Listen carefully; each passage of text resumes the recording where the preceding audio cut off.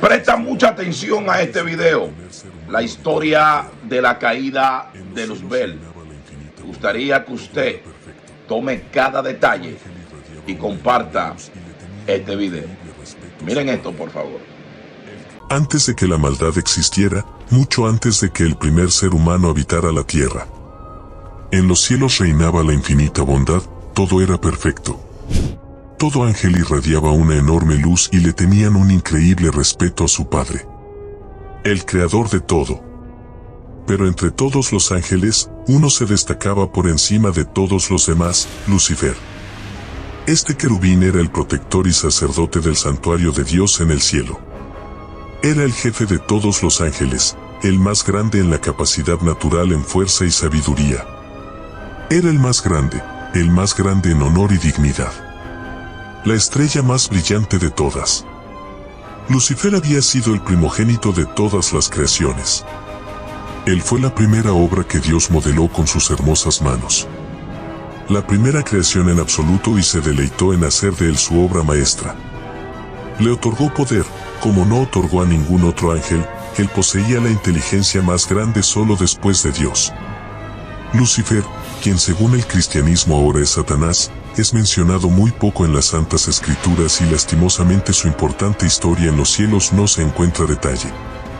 Por lo que en este video te hablaré muy a fondo sobre todo lo que dice la Biblia acerca de Lucifer, cuál fue su pecado y por qué se rebeló contra su creador. Exploraremos los pocos pasajes bíblicos que hay sobre este ser, y para hacer el video más completo, citaremos varios escritos no pertenecientes a la Biblia, pero que según las pocas menciones en las Santas Escrituras sobre esto podría tener mucho sentido. No te lo pierdas, porque estoy muy seguro de que le encantará. A medida que va pasando el video les iré dejando todas las fuentes de la Biblia, y también les dejaré las fuentes de los textos que he citado para este video. Sin más, bienvenidos. A lo largo del tiempo, este ser, que alguna vez fue un ángel de los más respetados y admirados, ha tenido un papel importante en el cristianismo, ya que Satanás representa la maldad y el sufrimiento eterno. Es el adversario de Dios y tentador. Primero, su único objetivo, tal como lo plantean las Santas Escrituras, es seducir a los que guardan los mandamientos de Dios y conducirlos hacia sus propias tinieblas. Por lo tanto, es importante conocer más sobre este ser. ¿Pero qué nos dice exactamente la Biblia? Para esto nos iremos a Ezequiel, capítulo 28, versículo 12. Tú eras el sello de la perfección, lleno de sabiduría y acabado de hermosura en Edén. En el huerto de Dios estuviste, de toda piedra preciosa era tu vestidura, los primores de tus tamboriles y flautas estuvieron preparados para ti en el día de tu creación. Solo leyendo esto ya se nos hace más o menos una idea de lo hermoso y perfecto que era el sello de la perfección, y estaba acabado de hermosura.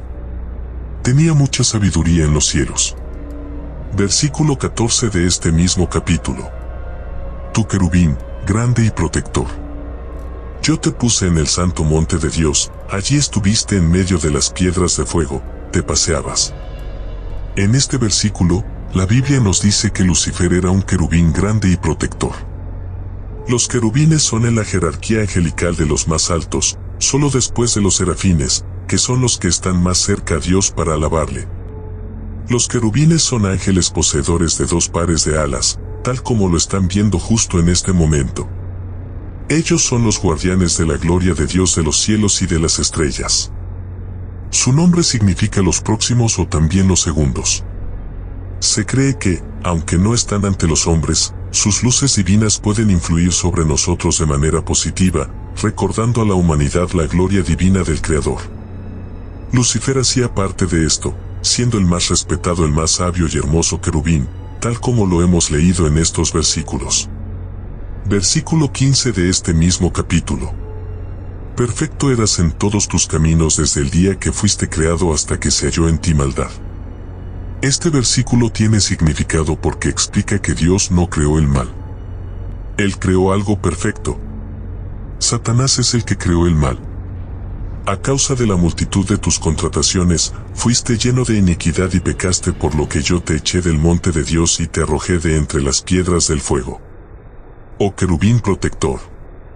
Se enalteció tu corazón a causa de tu hermosura, corrompiste tu sabiduría a causa de tu esplendor. Pueden encontrar más en Ezequiel, capítulo 28, los invito a que lo lean. Ya nos queda más que claro que Lucifer, por su belleza y su sabiduría, por el deseo de querer más, se llenó de mucho odio y maldad, lo que lo llevó a pecado. Él no tenía todo respeto, amor de su padre, admiración del resto de ángeles. Pero Lucifer quería más en su corazón, creció el orgullo y a causa de esto quiso tener la gloria de Dios. Es importante que recordemos esto porque ahora citaré otros textos que no se encuentran en la Biblia, pero que nos da mucho más detalle de lo que posiblemente pasó en su caída y la guerra que hubo en el cielo. Isaías, capítulo 14, versículos 12 al 14. También nos habla de Lucifer, como caíste del cielo, oh lucero, hijo de la mañana. Cortado, ¿fuiste por tierra tú que debilitabas a las naciones? Tú que decías en tu corazón subiré al cielo en lo alto junto a las estrellas de Dios, levantaré mi trono y en el monte del testimonio me sentaré a los lados del norte sobre las alturas de las nubes, subiré y seré semejante al Altísimo. Jesús también vio cómo Satanás cayó del cielo en Lucas, capítulo 10, versículo 18. Jesús dice: yo veía a Satanás caer del cielo como un rayo. Como dije anteriormente, hay muy pocas menciones de Lucifer y su caída, por lo que solo podemos tener en cuenta esto que hemos mencionado. Ahora con todos estos capítulos y versículos de los que ya hablamos, citaremos uno de los libros que para mí explica mucho más a detalle su verdadera caída. Claro, esto se los digo porque ya lo leí. Tiene mucha similitud con todo lo que dice la Biblia. El siguiente relato está inspirado en el libro Historia del Mundo Angélico del sacerdote Antonio Fortea. Algunas de las cosas las mencionaré de manera literal, tal como lo plantea este excelente escritor y sacerdote y otras no, por lo que les dejaré en la descripción a fuente por si quieren leerlo ustedes mismos. Yo se los recomiendo muchísimo. Ahora sí, empecemos. Lucifer era el más hermoso y el más poderoso de todos los ángeles. Irradiaba más luz que cualquier ángel que existía. Su belleza en los cielos y su enorme poder no se comparaba con ningún otro ángel. Lucifer, también conocido como la estrella de la mañana, era brillante e inteligente. Él sería el sello de la perfección, lleno de sabiduría y acabado en hermosura. Todos los ángeles lo admiraban y lo respetaban. Ciertamente Lucifer era la más bella creación de Dios, su obra maestra. No podrían hacerse una idea de cómo era él, cuando salió de las manos de Dios. No pueden imaginar cómo después muchos pudieron alejarse de Dios por seguir a una criatura. Por muy grande que sea el sol cuando uno se pone detrás de la luna, esta misma le puede eclipsar totalmente. Así también si uno se ponía detrás de Lucifer, daba la sensación de que él era el centro de todo. El lucero de la mañana daba la sensación de que él solo valía más que todo el resto de las jerarquías angélicas. No era así, pero era tan increíble. Una obra tan perfecta que daba la impresión de que así era. Aún no comprendo cómo el ángel más hermoso y fiel a Dios pudo caer tan bajo. Aún no entiendo cómo el sol más brillante en un universo de soles pudo convertirse en lo que actualmente es. Si no te imaginas esto, difícilmente podrían imaginar cómo pudo convencer a tantos ángeles para que lo siguieran a él y no a Dios. ¿No podrían entender cómo tantos se alinearon a sus filas? Los ángeles no eran tontos, no eran unos niños pequeños a los cuales podrían engañar con discursos pobres. Él fue el primero en surgir de Dios hacia la oscuridad de la noche, por eso se le llamó estrella de la mañana. Pues la estrella de la mañana es también la primera en aparecer en la oscuridad de la noche. Esta fue la primera estrella que brilló en la noche de la creación. Después aparecieron los demás ángeles en el firmamento. Lucifer también significa el que trae luz y verdaderamente él traía luz. Porque les explicaba también cómo era el que es. Era placentero escucharle porque Lucifer era bueno, amaba a Dios, tenía buenos sentimientos y los compartía con el resto de los ángeles. Solo deseaba hacer el bien a los demás. Todos nosotros oímos hablar de él cuando ya era malo, pero no fue siempre así. Fue lo mejor entre los ángeles, su bondad, su autoridad, su respeto, su ascendiente, eran completamente merecidos.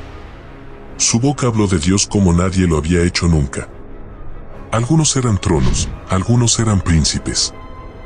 Lucifer era trono de tronos y príncipe de los príncipes. Si comprendieras cómo era esta obra maestra de Dios, entenderías por qué Dios mismo elogia su propia obra en el libro de Job al hablar de Leviatán. Y es que ni su pecado ha destruido la obra de Dios, incluso en su pecado permaneció con fuerza. Como ya se mencionó, entre los ángeles había jerarquías. Lucifer era de la más alta jerarquía de los que ofrecían en sacrificio de alabanza.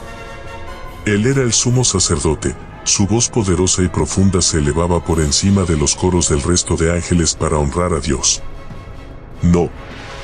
Ahora se preguntarán, ¿pero cómo fue posible que tantos ángeles cayeran con Lucifer? Para ellos era más fácil comprender a una criatura que no a la trascendencia. El fundamento absoluto estaba velado por las nubes de la trascendencia, mientras que la criatura se les mostraba como un objeto más comprensible al entendimiento de ellos. Por lo mismo, muchos de los ángeles excedían su admiración por él. Algunos iban más allá de lo razonable, de lo justo, de lo adecuado. Pero eso no le afectó. Lucifer era recto y honrado. Le admiraban, pero había algo que no sabían. Dios le hablaba a menudo a solas. Las palabras paternales del fundamento supremo le advertían que se dejaba llevar por pensamientos mundanos. No es que pensara cosas malas, no. Pero Lucifer se dispersaba en asuntos que enfriaban su corazón, sus propios proyectos intelectuales le quitaban tiempo de estar con Dios. La comunicación con otros ángeles fue ocupando más y más tiempo del que debería haber ocupado en la conversación con su padre. De forma casi imperceptible.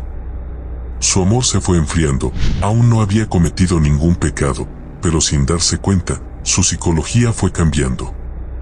Se trató de un cambio que estuvo muy en lo profundo de él y aunque ninguno lo percibía, Dios sí que le hablaba con frecuencia y le advertía. En Lucifer hubo propósitos y caídas en la tibieza, momentos en los que ese deseo, con toda su fuerza, debo amar más al que todo me ha dado. Lucifer no se apercibía, pero el bien de otros y su propio honor cada vez se identificaban más.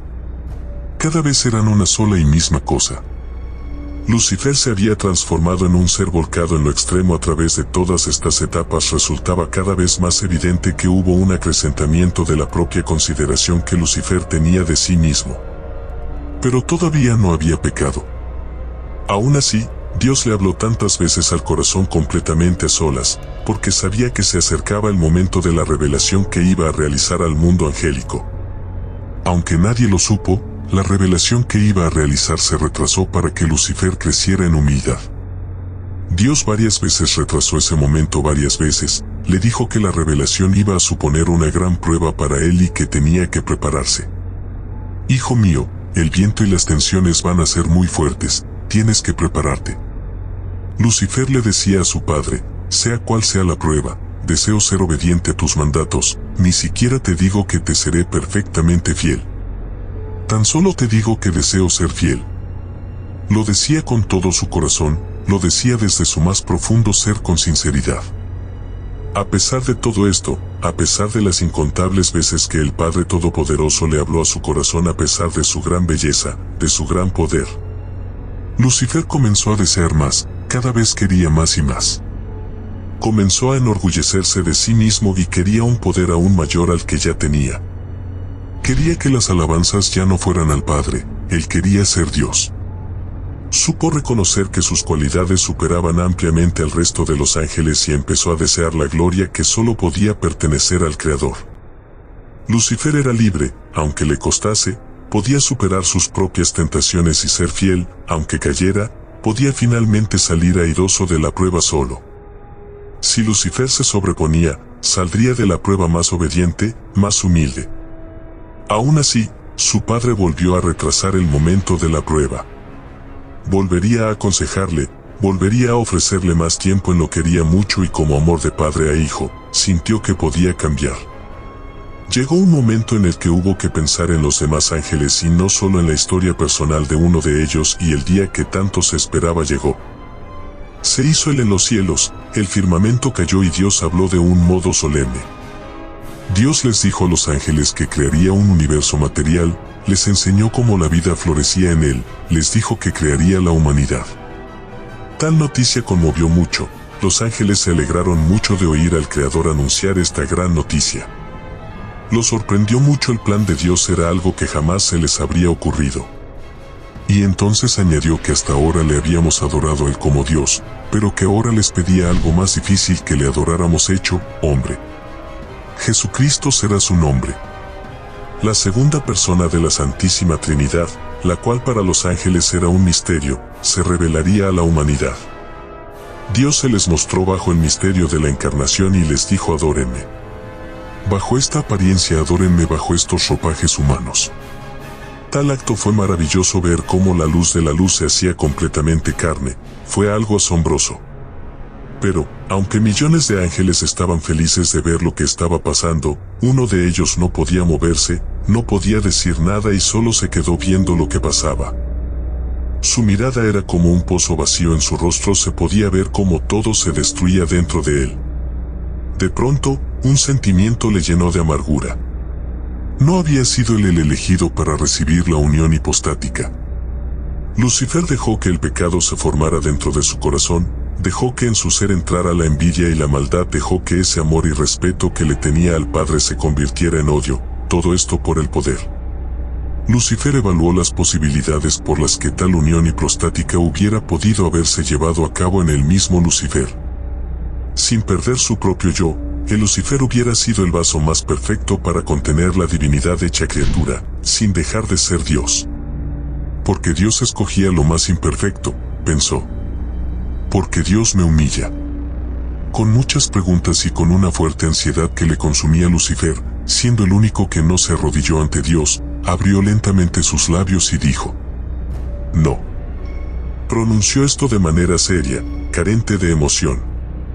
Su mirada se encontraba enfocada en el trono de Dios. Repitió fuertemente, como si de un rey se tratara: no. Los ángeles que estaban ahí no creían lo que pasaba, no podían creer que el ángel más puro y bello estuviese diciendo esto frente a Dios. Vuelve su mirada a la multitud de ángeles y les explica con mucha seguridad que lo que Dios decía estaba mal. Con mucha inteligencia y sabiduría, explica el porqué de esta afirmación. No se dan cuenta de que esto no puede ser, de que Dios no nos puede pedir un sinsentido. No somos nosotros los que tenemos que aceptar lo inaceptable. Es Dios quien ha hecho algo incorrecto. Los ángeles quedaron sin palabras, tenían toda su atención a Lucifer. Lo que decía parecía tener sentido, no porque lo fuera, sino que él sabía muy bien cómo hablar con sabiduría. Ante este primer discurso de Lucifer, se escuchó una voz muy fuerte, una voz asombrosa que dijo: ¿quién como Dios? Esta afirmación valió más que un discurso completo. Fue el grito que despertó a todos. Su exclamación fue para muchos más convincente que todas las razones del rebelde. Así él, el pequeño Miguel, un arcángel de menor jerarquía, se plantó junto a Lucifer y le dijo en la cara: eres un soberbio. Esto se lo dijo cuando Lucifer aún era respetado, llamado por todos, cuando estaba en la cima de su honor. Nadie se hubiera atrevido a hacer eso. Las palabras de Miguel poseían tal convicción que hirieron profundamente a Lucifer. Para él fue muy doloroso, que tuvo que volver sus espaldas ante Miguel y retirarse. Lucifer lloró de rabia, pero no lo pudo resistir. Así inició la gran rebelión. Empezando entonces a formar un fuerte ejército con los ángeles que le seguían y estaban dispuestos a luchar con él. De alguna manera, el discurso que dio con tanta seguridad logró quedar en el pensamiento de muchos ángeles. Era algo que invadía por completo su ser. Muchos se confundieron y sintieron que Lucifer podría estar más cerca de ellos si adoraban a él. Pudo convencer a muchos. Lo que ahora se les conoce como ángeles caídos. Antes eran los más bellos y hermosos que existían en los cielos. Dios les dice a todos lo que hicieron bien y lo que hicieron mal. También les habló de la justicia, de la verdad, de lo noble, de lo santo. De lo correcto y de lo incorrecto, de lo recto y lo desviado, de lo que es perfecto y de lo que no lo es. De la esperanza, de los gozos del cielo, de la felicidad, de seguir el camino que lleva a la vida. El Ser Infinito habló como un maestro, también como un rey. Aquí venía lo más sorprendente. Dios iba a pedir más. Aquello que había mencionado solo era una prueba y el santificador debía pedir más a los ángeles para forjar sus espíritus en el fuego de la prueba.